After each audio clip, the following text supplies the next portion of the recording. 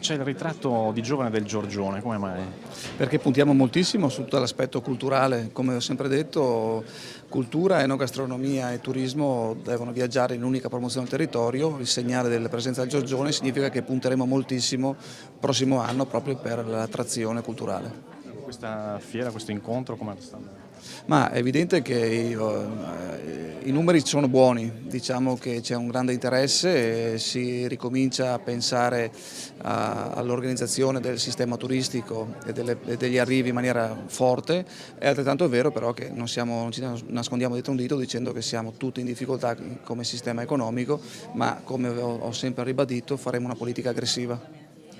In questa politica aggressiva cosa farà il Veneto? Tre cose sostanzialmente: uno, gli investimenti sulle imprese, fondi di rotazione, fondo di garanzia di prima istanza, vuol dire che la Regione scommette insieme all'imprenditore, e stiamo costruendo lo strumento economico finanziario dei prestiti partecipativi.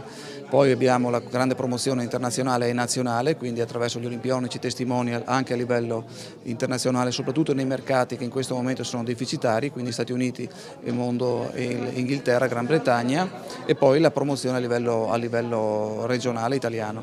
E poi invece il lavoro su cui stiamo in qualche modo siamo impegnati in maniera forte con tutte le difficoltà del caso è quello di costruire nuove rotte aeree.